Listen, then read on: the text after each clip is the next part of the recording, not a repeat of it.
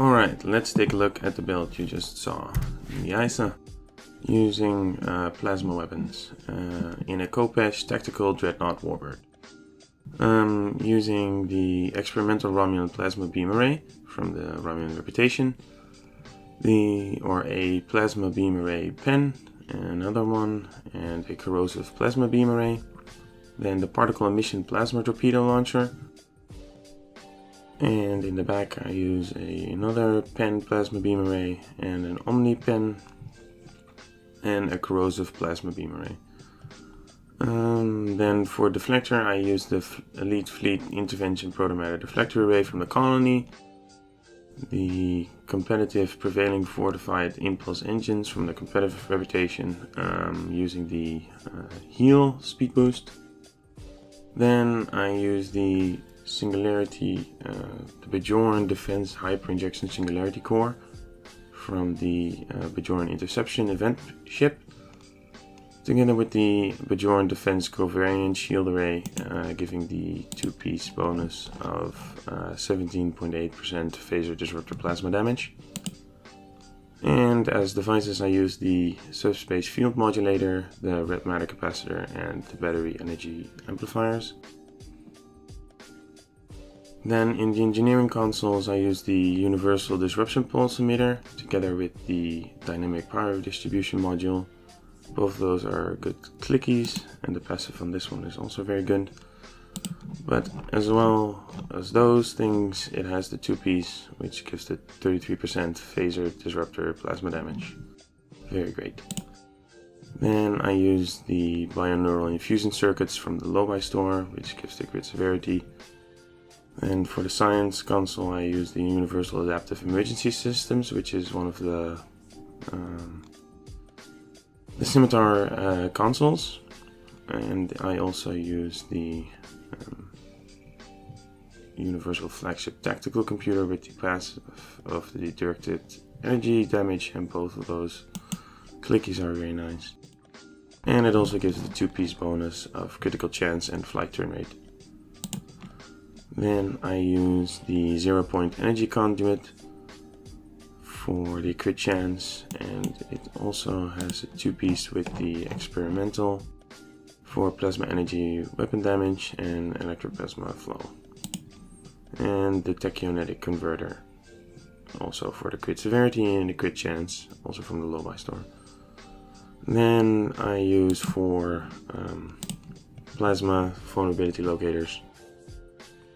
And these are the stats and the crit chance and severity. Then the skills, I use a relatively standard for me build. Although, no, I might not have used these because of the Oxtabat, or I put it here, or put some here to do some more hull healing. Beyond that, pretty much how I'd use it. Miracle Worker and Strategist. That's the specializations, and then the traits. Context is for Kings. Anchored. Inspirational Leader. Warp Theorist. Fluidic Cocoon. Fleet Coordinator. A Good Day to Die. Efficient Captain. Beam Training, which can be a Superior Beam Training, and Beam Barrage. Then for Starship traits, the Emergency Weapon Cycles, Promise of Ferocity, Supercharged Weapons, Cold Hearted for the awesome trait, and Honored Death, another survivability trait. Then for Space Reputation, the Energy Refrequencer for the healing, the Precision for the critical hit chance, advanced targeting systems for the critical severity, and the aux power configuration into damage, and the controlled countermission, which activates on Cold Hearted. Then the active reputation, all the space ones pretty much. Then stations, because this is a Romulan, I use 5 SRO tactical or SRO officers, superior Romulan operatives, which gives you a huge crit chance and severity. Then for the abilities itself, I use Distributed Targeting 1, Rally Point Marker 1, FAW 3, or Fire at Will 3, Tactical Team 1, Chemosite Laced Weaponry 2, Torpedo Spread 3, and Attack Pattern Beta 3. Then Emergency Power to Weapons 1, Oxabat 1, Engineering Team 1, Oxabat 1, and Science Team and Hazard Emitters 2. And lastly, the active space DOFs, which is Agent Nerul, Attack Pattern Beta restores hull when firing projectile weapons, chance to reduce the time to recharging torpedoes. Then the additional buffs applied based on type of battery activated Exocom, and 3 technicians for the Oxabat.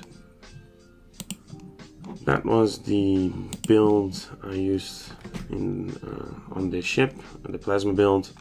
Hope it was useful. Like and subscribe, and see you in the next one.